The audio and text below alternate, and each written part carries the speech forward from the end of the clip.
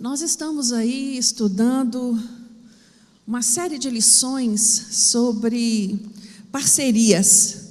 Na aula passada, vimos as consequências que tem uma parceria errada, né? Uma parceria sem consultar a Deus, os desastres que uma parceria como foi a de Jeosafá com o rei Acabe causou, né? Na vida de Jeosafá, um homem que temia a Deus e achou que até estava fazendo o que era certo, mas as consequências foram muito sérias. E hoje nós vamos ver uma parceria que deu certo. Nossa aula hoje vai ser bem ao contrário do que foi domingo passado. Nós acreditamos em parcerias. Nós acreditamos que quando nos unimos, quando unimos força, o impacto coletivo pode ser exponencialmente maior, né? E principalmente quando estamos focados no mesmo objetivo, na mesma missão, no mesmo propósito. Por isso, o quanto é importante, né, uma igreja unida nesse mesmo propósito, na expansão do reino.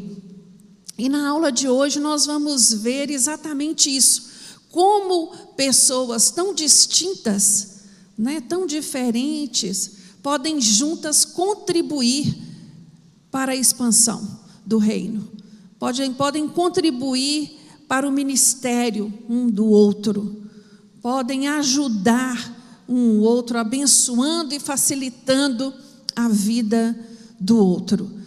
Aqui, nosso texto base de hoje está lá em 2 Reis, no capítulo 4. Eu peço a você que abra a sua Bíblia e mantenha aberta. Nós vamos ler a respeito de um texto muito conhecido, a Sunamita e o seu filho, Eliseu, um santo homem de Deus, sendo abençoado por essa mulher distinta, mas que nem o nome dela tem registrado aqui na Bíblia. A referência que se faz a ela é a sua cidadania, a Sunamita. Então, abrimos a nossa Bíblia no livro de 2 Reis, capítulo 4, a partir do versículo 8, a nossa leitura inicia. Certo dia, Eliseu foi a Sunem, onde havia uma mulher rica que o convidou para comer. Depois disso, todas as vezes que passava por lá, entrava para comer. Disse ela a seu marido: vejo que esse que passa sempre por nós é santo homem de Deus. Façamo-lhes um pequeno quarto no terraço e ali lhe ponhamos uma cama, uma mesa, uma cadeira e uma lamparina. Quando ele vier a nós, ali repousará. Certo dia chegou Eliseu, recolheu-se àquele quarto e se deitou. Disse ele ao seu moço Geazi: chama a Sunamita. Chamando a ele, ela se apresentou perante o profeta. Disse Eliseu a Geazi: dize-lhe, tu nos tens tratado com todo cuidado. Agora o que se há de fazer por ti? Haverá alguma coisa de que se fale por ti ao rei ou ao chefe dos exércitos? Ela respondeu: eu habito no meio do meu povo. Então disse o profeta: que se há de fazer por ela? Disse Geazi: ora, ela não tem filho e seu marido é velho. Então disse Eliseu: chama. E chamando a ele, ela se pôs à porta. Disse Eliseu: por este tempo, daqui a 1 ano, abraçarás um filho. Respondeu ela: não, meu senhor, homem de Deus, não iludas a tua serva. A mulher, porém, engravidou e deu luz a um filho, no tempo determinado, no ano seguinte, como Eliseu lhe dissera. Tendo o filho crescido, certo dia saiu a ter com seu pai, que estava com os ceifeiros. Disse a seu pai: ai, minha cabeça, ai, minha cabeça. Disse o pai dele a um moço: leva-o para sua mãe. Ele o pegou e o levou para sua mãe. O menino esteve no colo dela até o meio-dia e então morreu. Subiu ela e o deitou sobre a cama do homem de Deus. Então fechou a porta e saiu. Então chamou seu marido e disse: manda-me um dos moços e uma das jumentas, para que eu corra até o homem de Deus e volte. Perguntou ele: por que vais a ele hoje? Não é lua nova nem sábado, disse ela, não se preocupe. Então ela selou a jumenta e disse ao seu moço: vai depressa, não para no caminhar, nem senão quando eu mandar. Partiu ela e veio encontrar o homem de Deus no Monte Carmelo. Vendo-a, o homem de Deus de longe disse a Geazi, seu moço: olha, aí está a sunamita. Corre-lhe ao encontro e diz-lhe: vai bem contigo? Vai bem com teu marido? Vai bem com teu filho? Respondeu ela: vai bem. Chegando ela ao homem de Deus ao monte, abraçou os pés dele. Geazi chegou para atirar, mas o homem de Deus disse: deixa, a sua alma está em amargura e o Senhor o escondeu de mim e nada me revelou. Disse ela: pedi eu a meu senhor algum filho? Não disse eu: não me iludas? Disse Eliseu a Geazi: cinge os teus lombos, toma o meu cajado e contigo vai. Se encontrares alguém, não o saúdas, e se alguém te saudar, não lhe respondas. Põe o meu cajado sobre o rosto do menino. Disse, porém, a mãe do menino: tão certo como vive o Senhor e vive a tua alma, não te deixarei. Então ele se levantou e a acompanhou. Geazi passou na frente deles e colocou o cajado sobre o rosto do menino, mas não houve nele voz nem reação. Pelo que voltou a encontrar-se com Eliseu e lhe disse: o menino não despertou. Chegando Eliseu àquela casa, viu que o menino estava morto sobre a sua cama. Entrou e, fechando a porta sobre eles, orou ao Senhor. Então subiu na cama, deitou-se sobre o menino e, colocando a boca sobre a boca dele, os olhos sobre os olhos dele e as mãos sobre as mãos dele, debruçou-se sobre ele e a carne do menino aqueceu. Depois desceu, andou pelo quarto de uma parte para outra, tornou a subir e se debruçou sobre ele. O menino espirrou 7 vezes e abriu os olhos. Eliseu chamou Geazi e disse: chama a sunamita. Ele a chamou. Quando ela se apresentou diante dele, disse ele: pega o teu filho. Ela entrou, prostrou-se aos seus pés e inclinou-se à terra. Então pegou o seu filho e saiu. Amém? Feche os seus olhos agora. Vai falar com Deus você. Senhor, fala comigo nesta manhã. Senhor, me ensina os princípios que estão aqui neste relato. Que história linda, meu Deus, essa que nós acabamos de ler. Nós entendemos que tudo que está escrito na palavra do Senhor é para o nosso ensinamento. Entendemos que nesta manhã o Senhor quer nos ensinar muito sobre a nossa vida cristã, através dos personagens desta história. Meu Deus, prepara o nosso coração, nos ajuda dando inteligência e discernimento. Ó Espírito Santo de Deus, venha inundar este lugar nesta manhã mais uma vez, que eu e meus irmãos saiamos daqui diferentes da maneira que aqui chegamos. Alcança aqueles que estão nos assistindo agora, através das mídias da igreja. Fala ao coração, meu Deus, de cada um dos meus irmãos, aonde quer que eles estejam. É o que oramos a Ti no nome de Jesus. Amém. Irmãos, para nós nos situarmos melhor nessa história bíblica, convém voltarmos um pouquinho no tempo. Nessa lição nos encontramos quando a nação de Israel era dividida, né? O povo era dividido em 2 reinos, reino do norte, reino do sul, reino do norte, reino Israel, o reino do sul, Judá. O reino do norte se encontrava em total declínio espiritual. Todos os 19 reis que reinaram no reino do norte fizeram mal aos olhos do Senhor, né? Nenhum andou nos caminhos do Senhor. E essa história que nós acabamos de ler, ela ocorre aproximadamente entre os anos 874 e 782 antes de Cristo. Em 722, a Assíria toma o reino do norte. Ela exila o povo do reino do norte. Ela traz para aquela região total do reino do norte outros povos e ali faz uma mixigenação, e aquele povo do Reino do Norte nunca mais foi um povo puro. Quando nós chegamos lá no Novo Testamento, nós vamos entender o porquê do preconceito do judeu, né, do Reino do Sul, de Judá, de Jerusalém, com o povo de Samaria. Então, só para nós entendermos aqui, que mais ou menos 200 anos, esse Reino do Norte viveu em rebeldia espiritual e corrupção moral.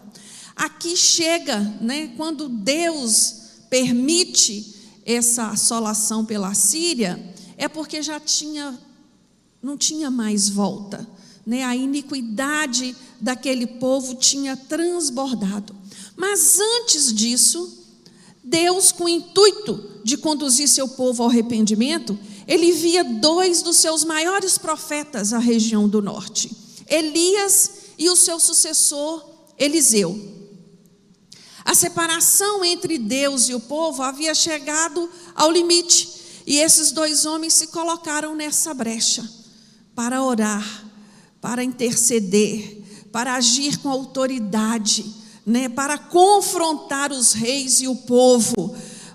Eles fizeram milagres extraordinários, cada um no seu tempo e no seu ministério. E para que esse ministério não morresse, eles criaram escolas proféticas para dar continuidade ao ministério profético naquela região.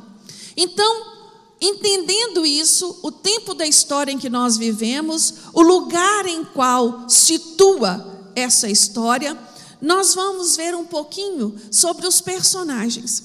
Essa história que nós acabamos de ler tem 3 personagens principais: Eliseu, Geazi e a sunamita.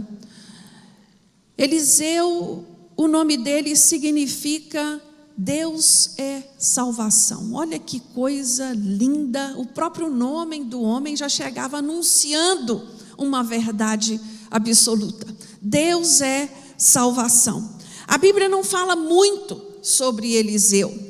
Nós sabemos que ele era natural da cidade de Abel-Medá, lá no Vale do Jordão. Vocês se lembram quando Elias está passando por ali, ele joga o seu manto sobre Eliseu. Eliseu estava fazendo o que naquele momento? Cuidando da terra, arando a terra, cuidando dos bois, né? Então, fica para nós a impressão, a Bíblia não diz isso, mas fica para nós a impressão que Eliseu era um homem de posse. Ele herda de Elias o ministério. Ele herda de Elias a liderança espiritual sobre essas 10 tribos do Reino do Norte. Seu ministério cobriu os reinados de Jeorão, Jeú, Jeoacás e Jeoás, reis de Israel. A Bíblia registra 16 milagres que Eliseu fez. Um deles nós acabamos de ler aqui, 2. Primeiro ele profetiza a gravidez, o nascimento, e segundo, a ressurreição, a cura da criança, né? Ele tinha um moço, um aprendiz, um jovem que andava com ele. Como ele andou com Elias, Geazi andava com ele. Provavelmente, Geazi era para ser o seu sucessor, mas, infelizmente, no decorrer da sua história, ele se perde nesse processo. E quando nós vamos ver lá no registro de Naamã, quando Naamã procura Eliseu para ser curado da lepra, Geazi demonstrou ser um ganancioso, um mentiroso, e ele vai atrás de Naamã, ele cria uma história, um enredo para tirar proveito. Quando ele é confrontado por Eliseu, ele mente dizendo que não.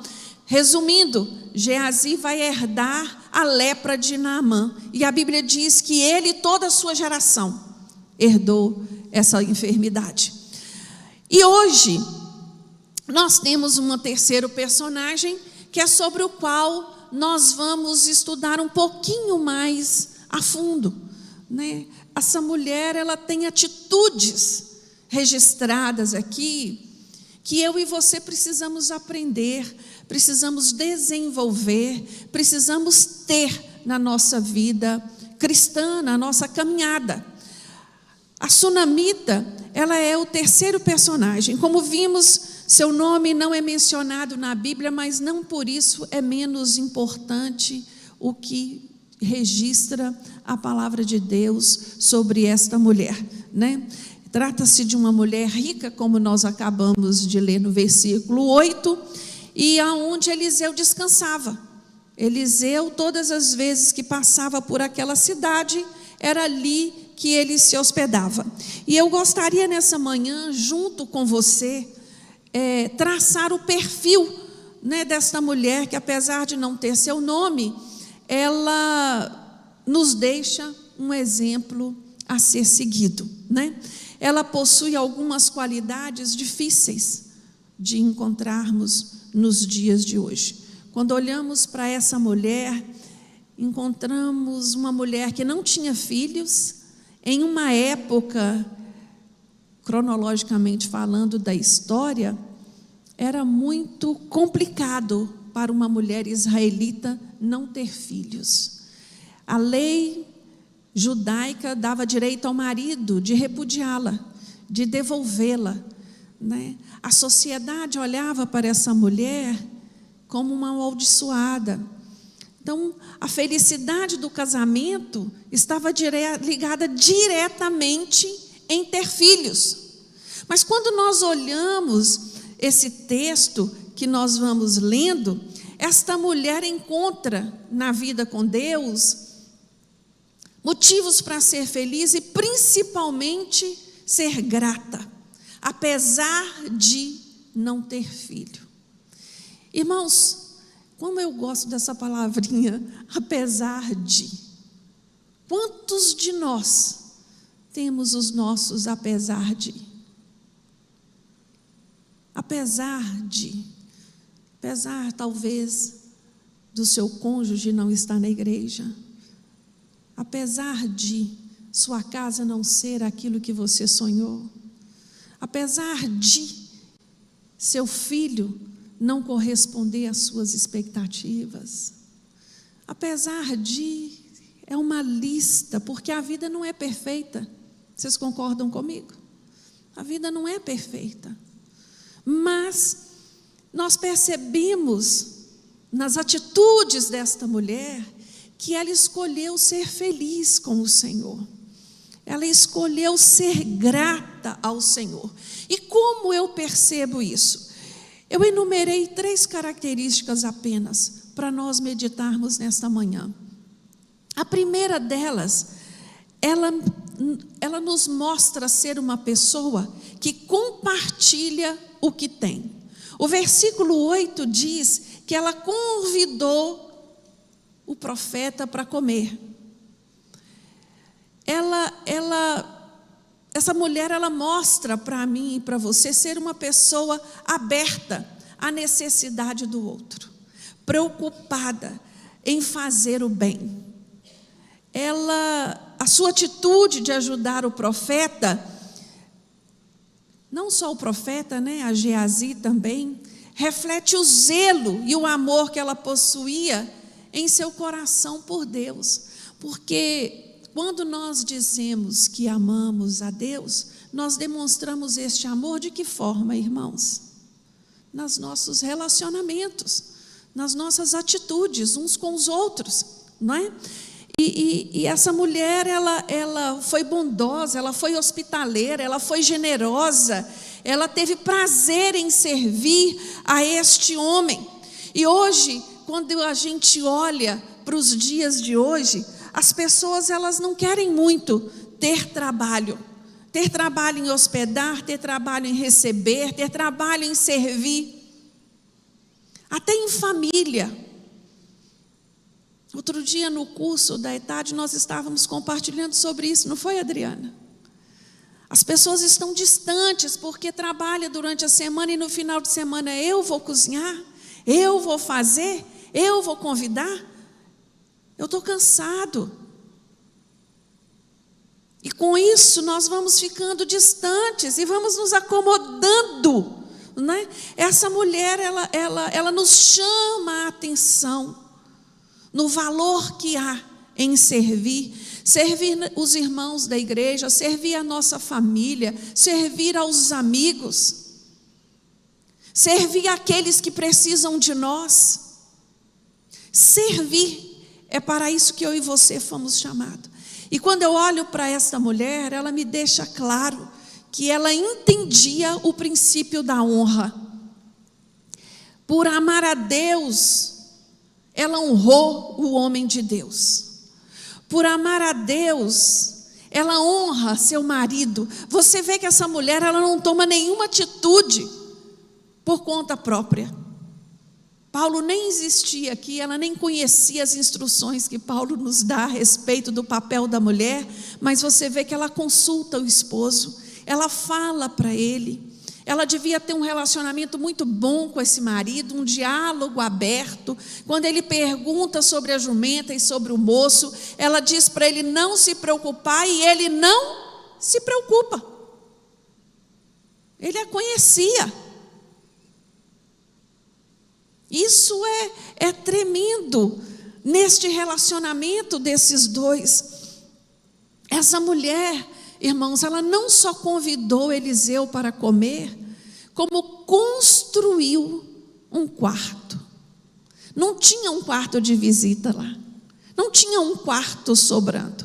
Foi construído um quarto na sua propriedade. E ela só não fez o quarto, ela botou a cama, ela colocou a mesinha, ela colocou a cadeira, ela colocou a lamparina. Olha o cuidado com os detalhes para acolher, para receber este homem de Deus e o seu servo.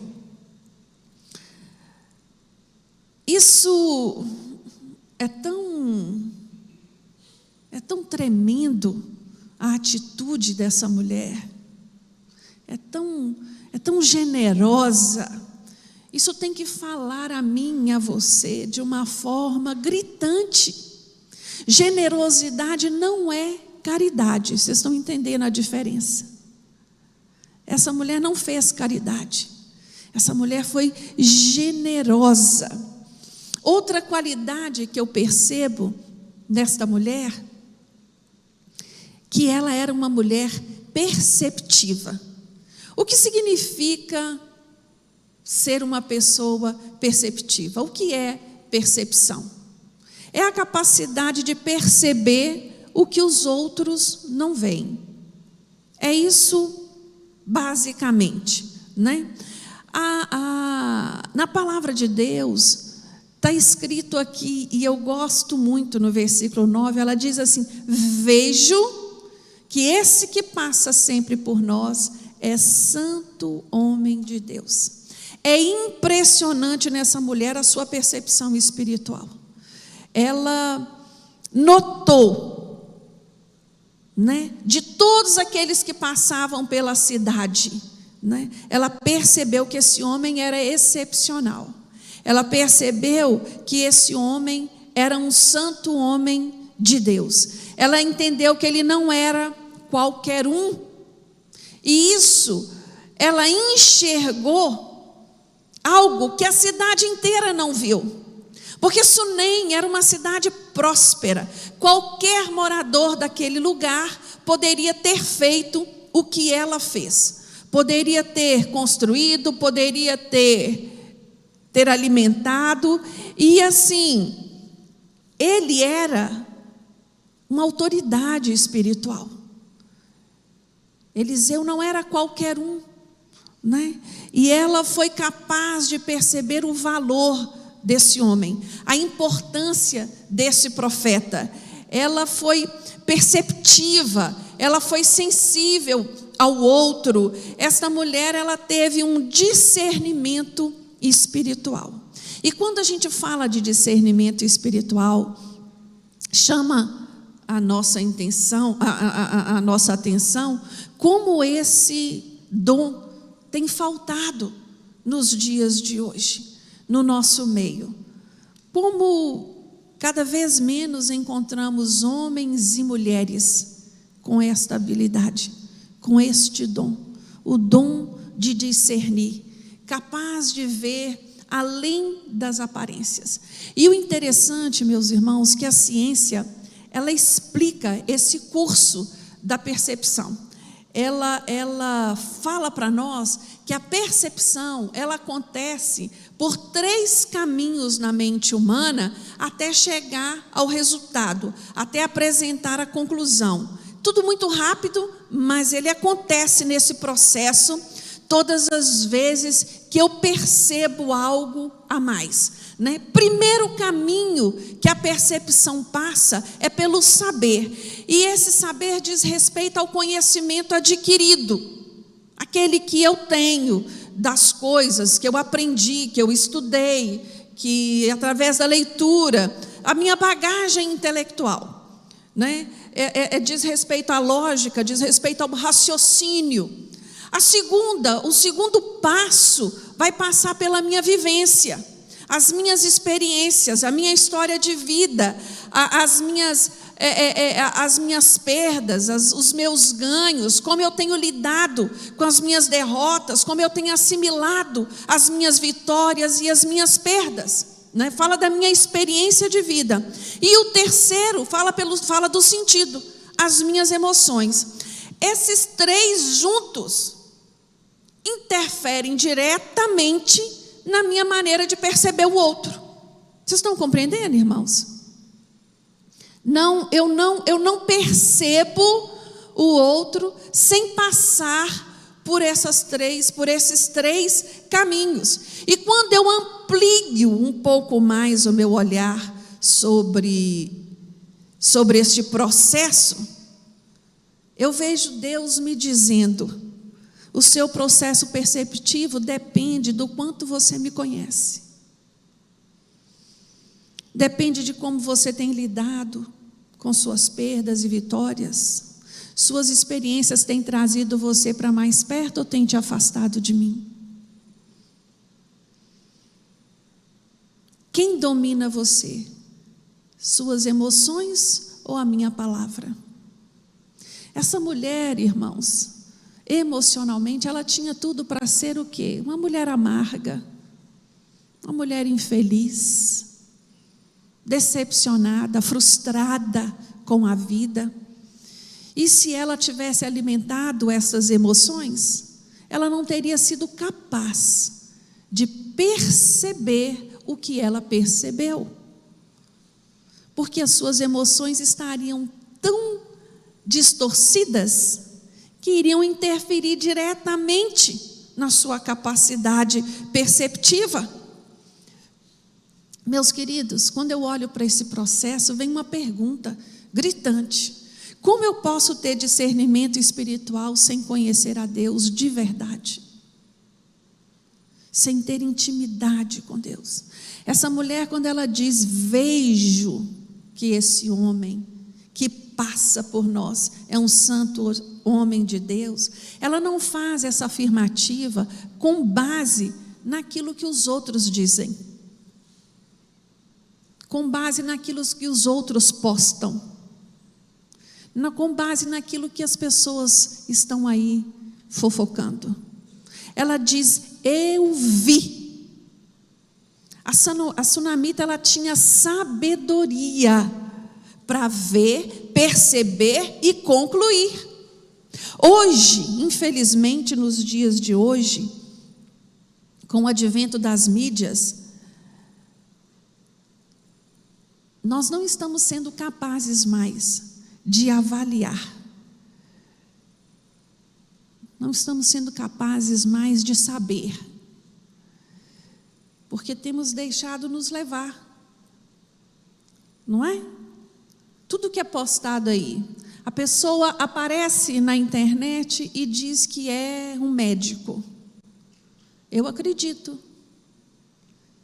Diz que é um engenheiro. Eu acredito. Diz sei lá o que ela é, que é pior, né? Diz que é um pastor. E eu acredito. Escuto tantas heresias, mas eu não sei discernir, não sei perceber, porque eu não tenho conhecimento. ouço pessoas vindo até a mim dizer: olha, pastor, eu não estou na igreja não, mas eu sigo fulano, beltrano, cicrano, eu gosto. Oh, meus irmãos, eu posso ficar calada diante disso? Não posso. Então nós temos que tomar cuidado, eu tenho que ter a minha opinião, eu tenho que ter a minha conclusão, eu tenho que perceber, mas para isso eu tenho que conhecer a palavra de Deus. Não é o que os outros me dizem. E não importa quem seja, até eu mesmo. Espera aí, o que a pastora está dizendo está aqui mesmo? Deixa eu conferir, deixa eu verificar. Esse é o papel do crente. Nós temos que ter essa capacidade de avaliar. Mas por conhecer pouco a Bíblia, nós estamos sendo levados como folhas são levadas ao vento. É Instagram, é Facebook, é o WhatsApp, é tanta coisa. Nós temos que tomar cuidado, tem muita coisa por aí que tem aparência boa, que tem, parece que é verdade, parece que é de sabedoria, mas é morte. Mas é de morte o caminho dela. Paulo nos alerta sobre isso lá em Colossenses, no capítulo 2. Nós temos que tomar cuidado. Quem é que toma cuidado, irmãos? Eu, você que avalia, você que olha. Nem tudo que parece ser é.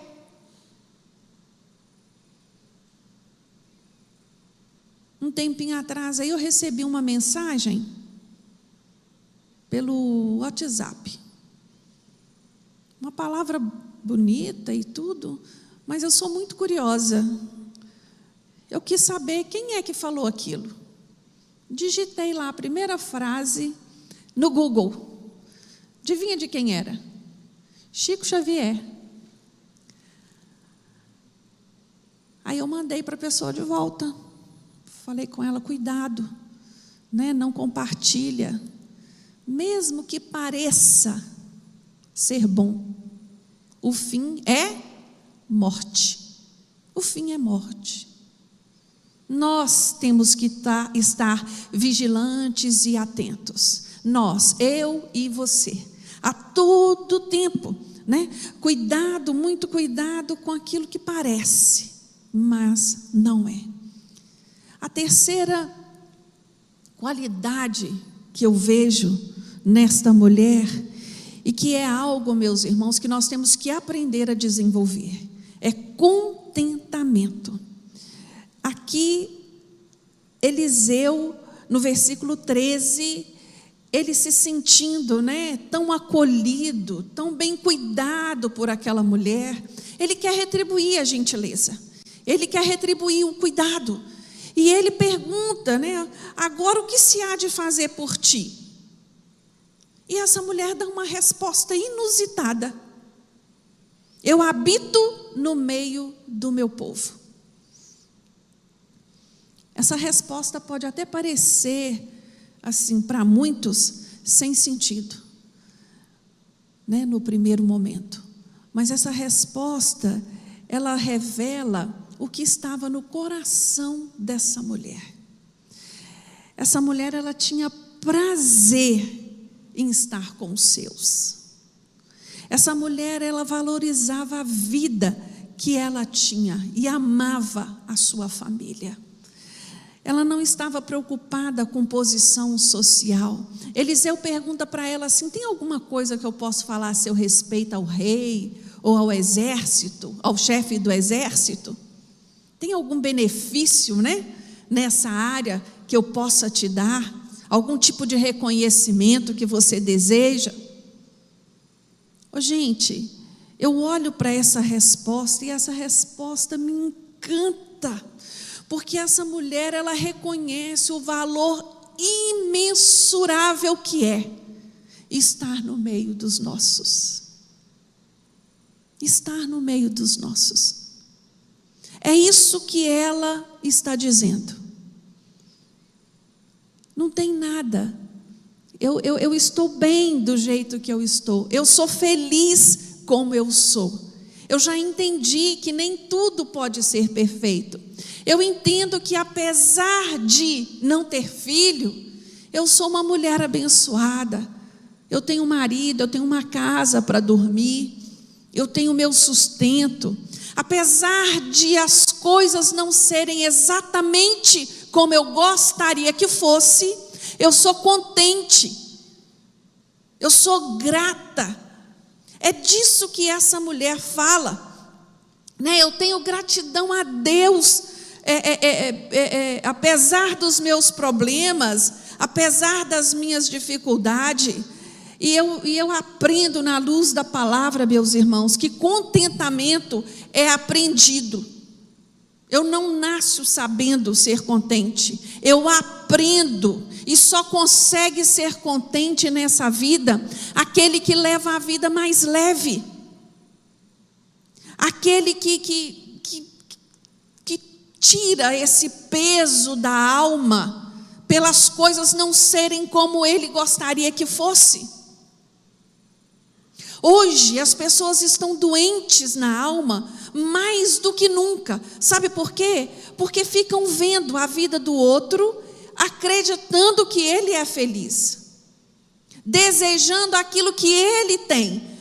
Mas vai comer 1 quilo de sal lá com ele para você ver que vida que tem lá. Os mesmos problemas. Somos seres humanos. Nós podemos não lidar com a mesma situação que você lida na sua casa, Fabiano, Emílio, Davi, mas também lido com os problemas. Todos nós temos as nossas limitações e as nossas dificuldades. Mas quando eu aprendo a levar a minha vida mais leve, não significa que eu não tenho problemas. Significa que eu aprendi a ser grato a Deus pelo que eu tenho. Eu aprendi a descansar em Deus. Levar uma vida mais leve não significa uma vida mais fácil. Não existe vida fácil. Até porque o próprio Jesus nos alertou o quê? Que nesse mundo nós teríamos aflições. Então, não existe esse evangelho de mar de rosa.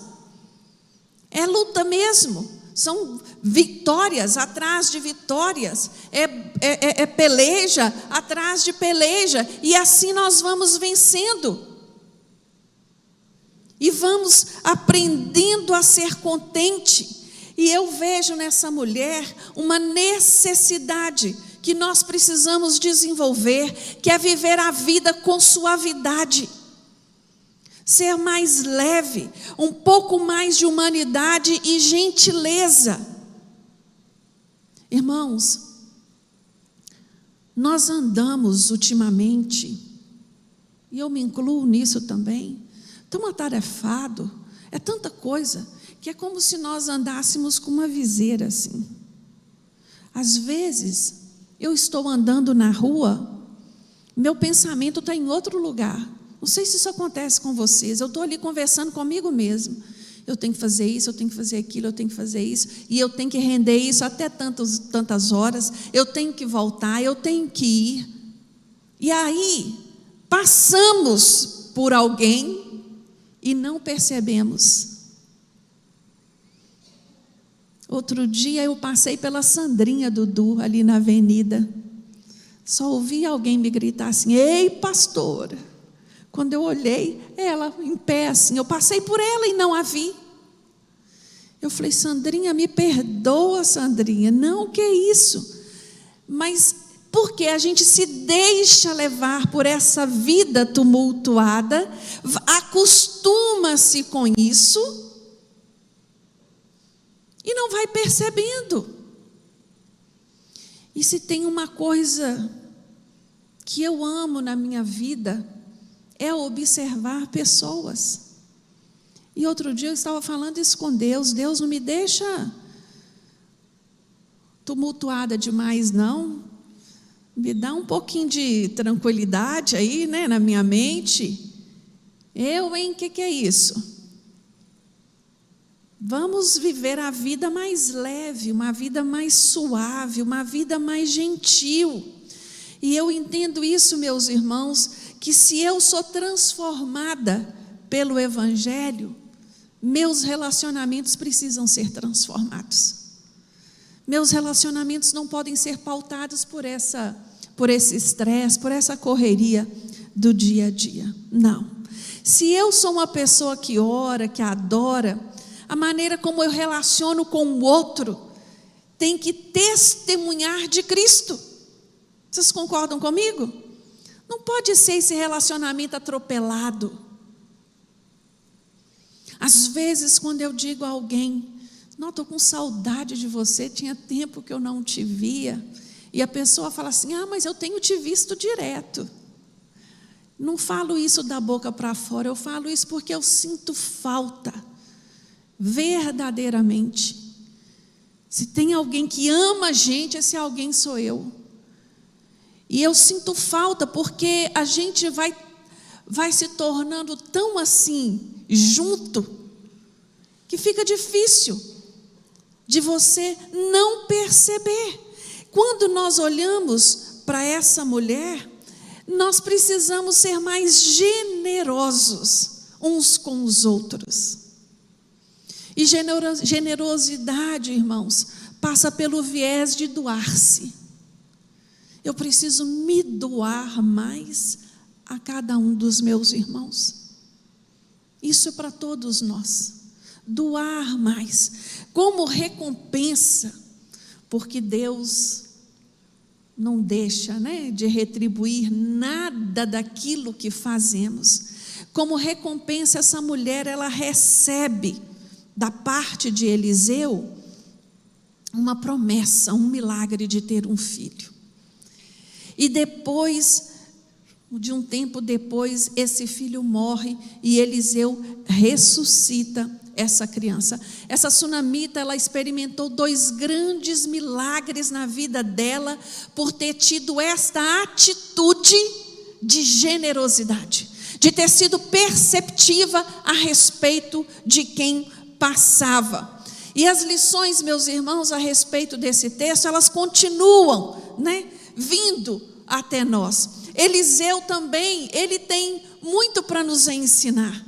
Eliseu nos ensina a importância da gentileza na prática da vida cristã.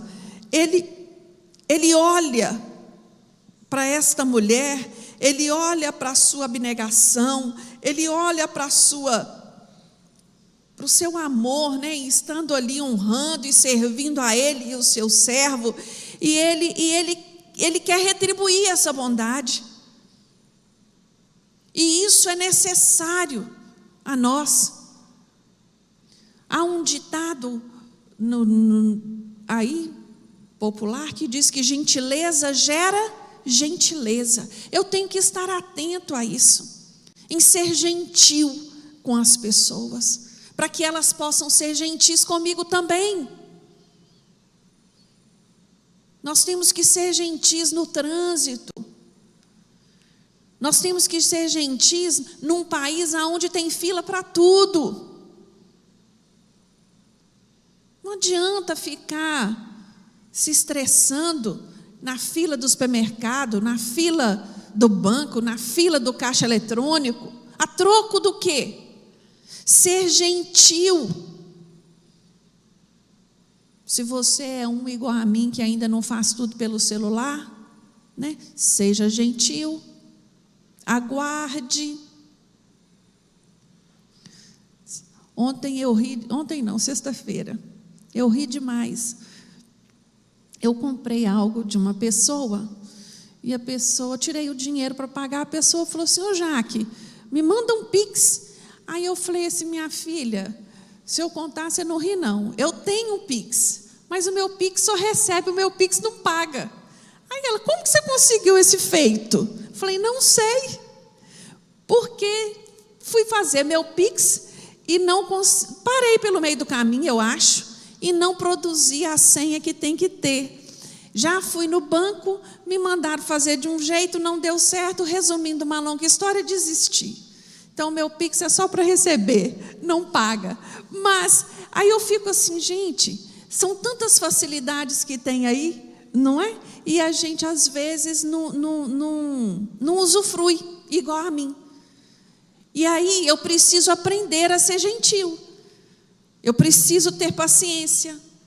Eu preciso saber esperar. Não é? Eu preciso aprender a retribuir aquilo, a gentileza que as pessoas me oferecem. Vocês sabem que nós vivemos um tempo que até para receber uma gentileza, as pessoas às vezes estranham. Elas pensam assim, você só pode estar com alguma segunda intenção.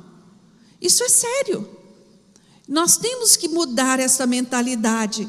Eliseu nos ensina a respeito da sensibilidade.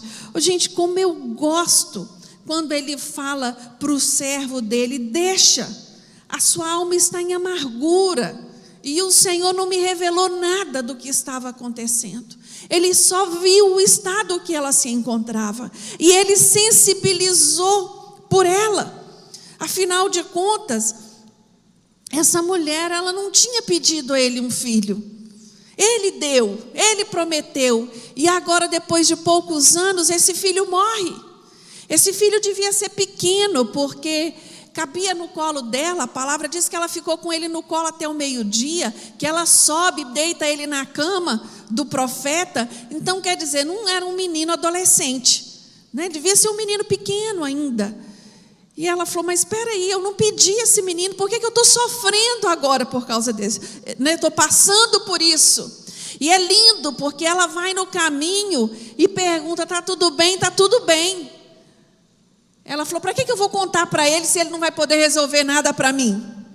Eu vou falar com quem sabe resolver o problema. Para que eu vou ficar ligando para um, ligando para outro, publicando? Olha, eu vou falar um negócio aqui para vocês. Não me leva a mal. Se tem um trem que eu detesto, é ver lá aquelas carinhas, me sentindo triste, me sentindo infeliz, me sentindo frustrada. Me poupe. Quem quer saber disso? Vai falar com Deus. Vai orar aquele que é o único que pode resolver sua situação. É expor demais a vida, principalmente a vida emocional. A gente não se expõe dessa forma. O que falta para nós, principalmente a igreja dos dias de hoje, é se conservar mais, se guardar mais, se reservar mais. A gente não expõe a vida da gente assim, não. Não tem necessidade para isso. As coisas não estão bem, vai falar com aquele que pode resolver.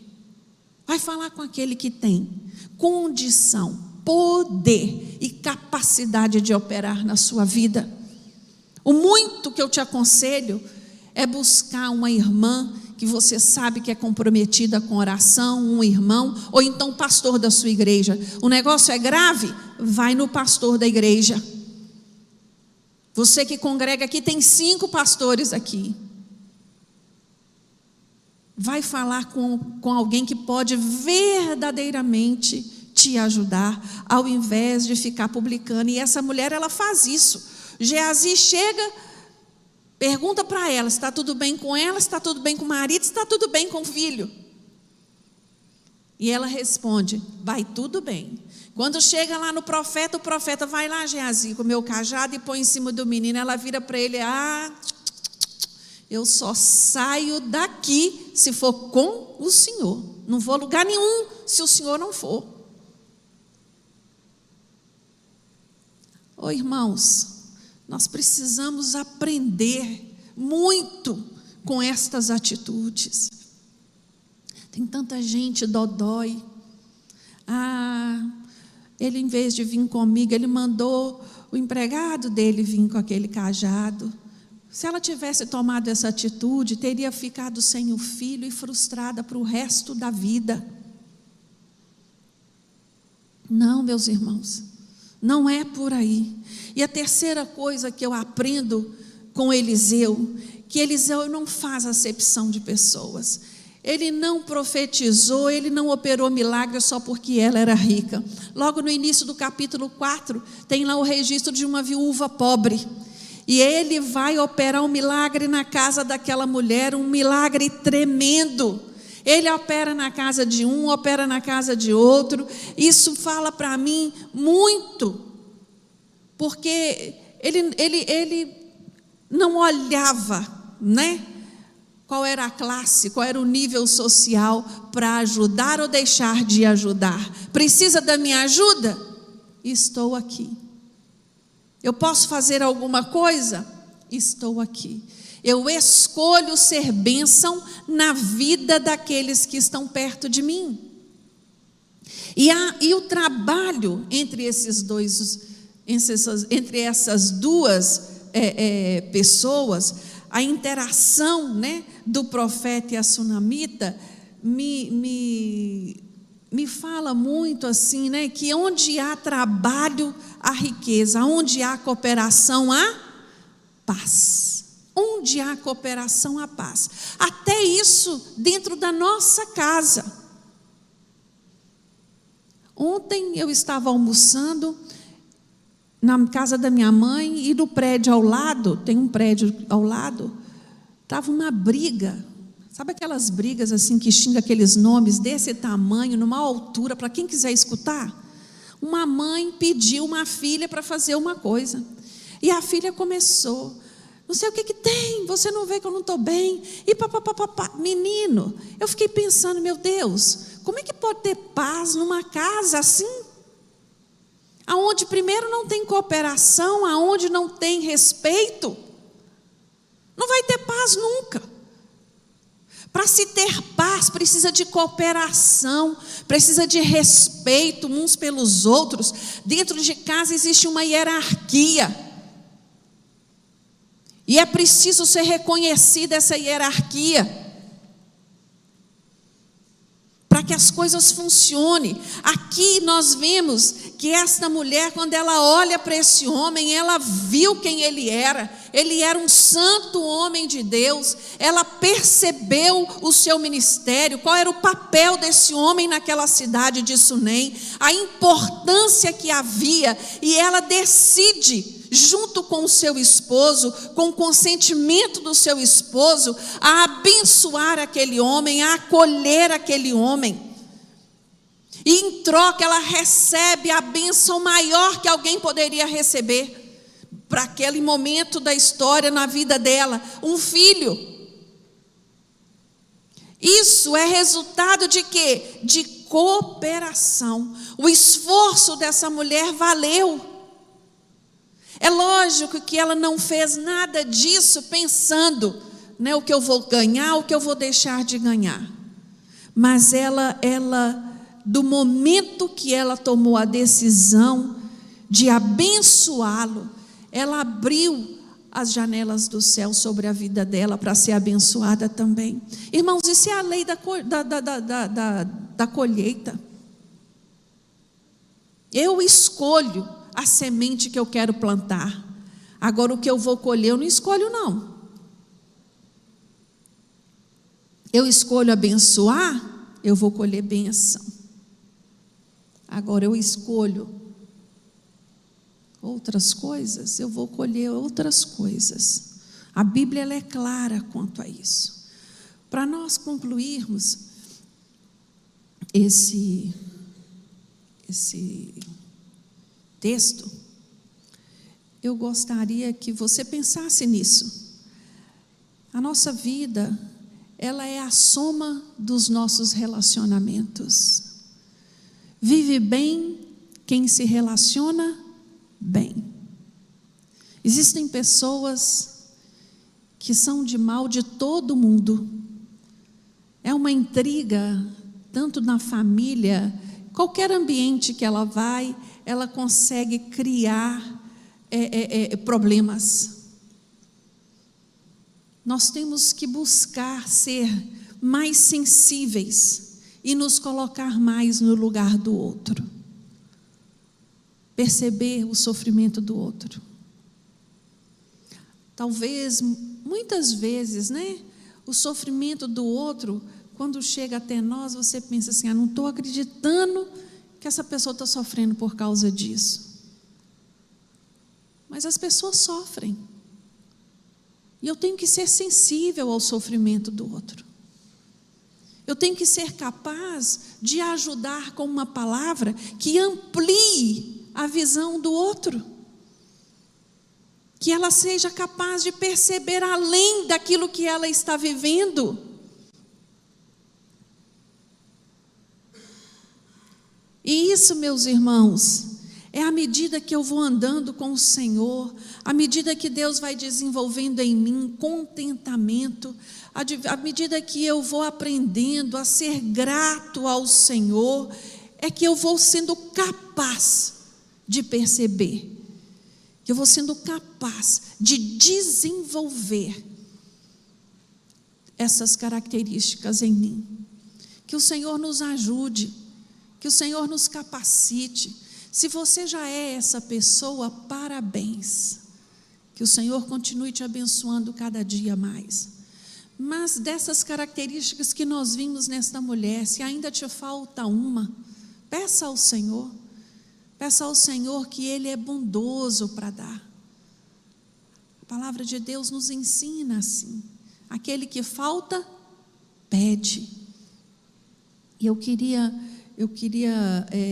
encerrar com você falando de um versículo que está lá em Lucas 6:38.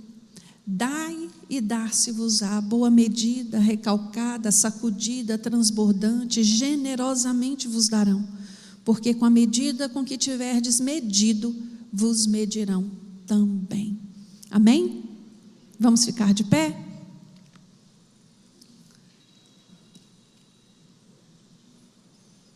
Espero em Deus que o Senhor tenha te abençoado, falado ao seu coração, como falou ao meu, à medida que preparava esta aula. Coloca a mão no seu coração agora. Irmãos, eu, Jaqueline, não sou capaz de avaliar você e nem sou chamada a isso, porque a palavra de Deus nos fala que cada um avalie a si mesmo. Avalie você nesta manhã. Avalie o que falta. Avalie como tem sido os seus relacionamentos. Como tem pautado os seus relacionamentos. Como você tem agido com aqueles que estão perto de você. Falta alguma coisa?